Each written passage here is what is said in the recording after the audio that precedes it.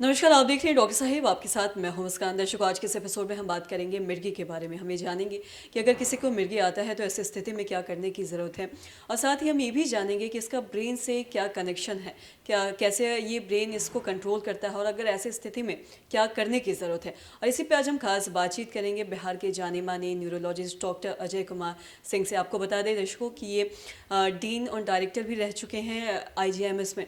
Sir नमस्कार, बहुत बहुत स्वागत है आपका।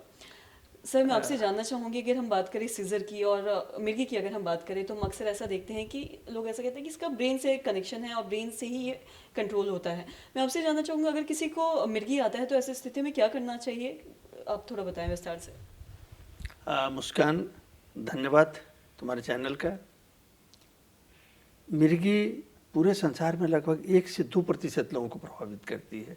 यानी कि अपने देश में लगभग 1.5 से 3 करोड़ लोग मिर्गी से प्रभावित होंगे।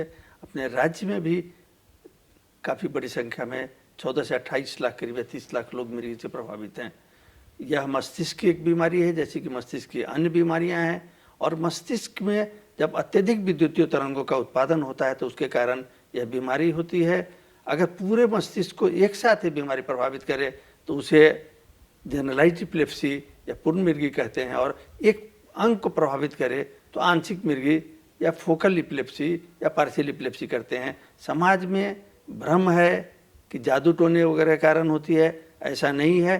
अगर किसी को मिर्गी के दौरे आएँ तो उसमें पहले तो उसकी मिर्गी है या नहीं, उसके लिए जांच करनी चाहिए, और वह देख करके विशेषज्ञ निर्णय लेते हैं कि मिर्गी है नहीं।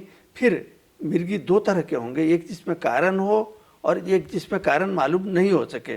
तो अगर जिनमें कारण नहीं है तो उनमें मिर्गी के दौरों को नियंत्रित करने के लिए हमारे पास दवाएं हैं। उन दवाओं का नियमित सेवन करना होता है, और अक्सर काफ़ी लंबे समय तक दवाओं का सेवन करना होता है।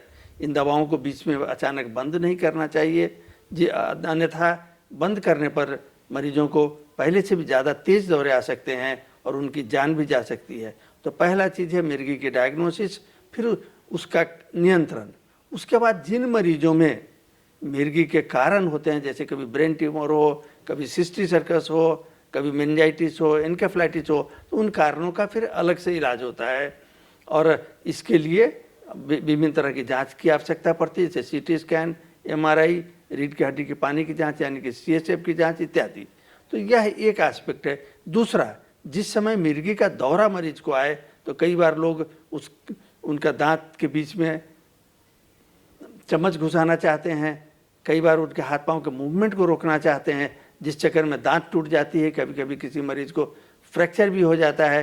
तो सिर्फ ऐसा कुछ नहीं करना है, सिर्फ देखना है कि मरीज के कपड़ों को आप ढीला कर दें, उसे कोई चोट नहीं लगे। और मिर्गी के अधिकांश दौरे 5 मिनट के अंदर खुद ब खुद बंद हो जाते हैं।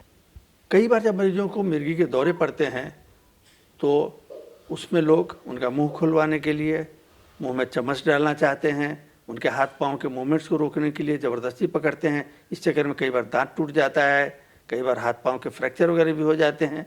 तो ऐसा कुछ नहीं करना है। और कई बार लोग समझते हैं कि जूता चप्पल सूंघाते हैं, तो ऐसा नहीं कि जूता चप्पल सूंघाने से मिर्गी के दौरे नियंत्रित होते हैं।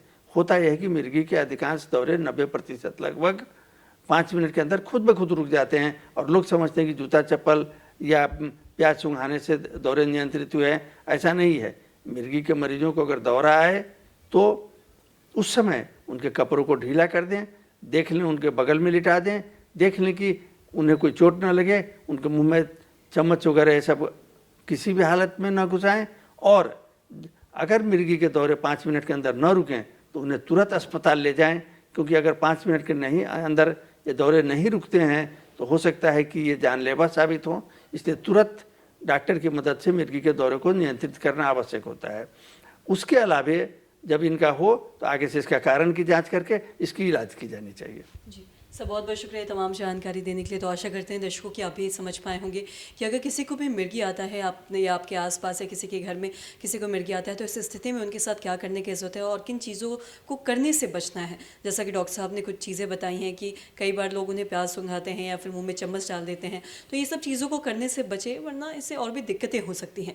तो आशा करते हैं दर्शकों की जो तमाम जानकारी है आपके लाभदायक रही हो। तो आज की इस वीडियो में इतना ही।